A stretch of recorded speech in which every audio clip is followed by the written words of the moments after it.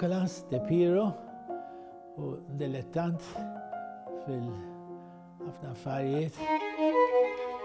Melita Darling, kollezzjoni ta' stejjer osra u poeżiji u multa stories from the life and times of Jerome De Piro huma l-aħħar żewġ pubblikazzjonijiet ta' Nicolas De Piro. Maltarti żar lill-awtur u storiku u kollezzjonista tal-arti fir-residenza tiegħu Casa Rocca Piccola fil-Belt Valletta biex jitkellem dwar dawn il-kotba. Poeżiji ili nikteb ħafna u darba kont ħriġt ktieb issa għaddew xi 30 sena. Għandi gozzi li forsi xi darba narġa' nippubblikaw. Kont tallimt ftit fuq il-poezija meta kont ngħix l-Ingilterra fin-1970s u bidu tal-80s.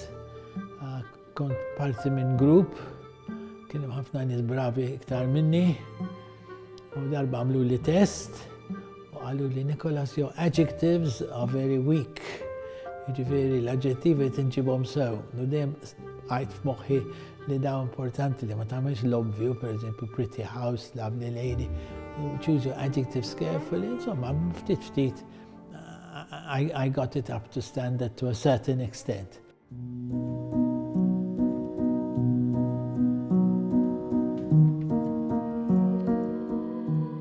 Uħriġ dal-ktieb, a bit of a mixture ta' affarijiet li għamilt fil-passat. L-ewwel 3 storjellini, which are short stories, kollha veri, għalla volja ma jidrux faċilment li huma veri ta' żminijiet oħra.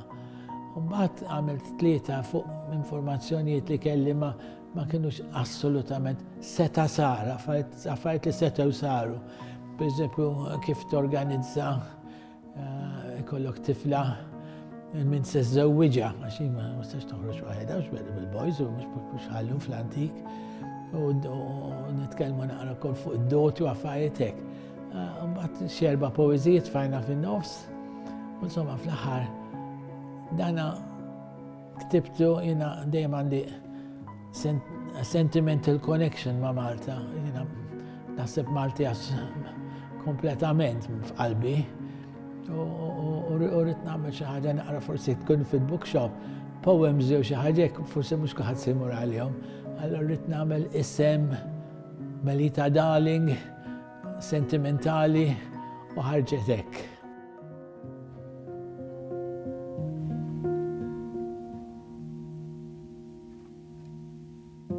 3 snin qabel ma miet il-papa, kien xjaħ mhux ħażin, għatlu ma inti u kien jaf jirrakkonta, kien jgħid l-istorja li l-inna ta' żminijiet oħra. Għatlu ktibhom ftit u kellu typewriter 2 fingers u beda u baqa' għaddej. U meta ġie l-COVID u kien mejjed, sibt gozz karti u għad ħanqod għara sand il-ħin għad noqgħod norganizza. Mbagħad meta għamilthom in some kind of order, I put it all together. Ma għamilx ħajtu kollha, ma għamilt mill-bidu sa fejn kiteb u fuq il-typewriter tiegħu l-istejjer l-istorjellini.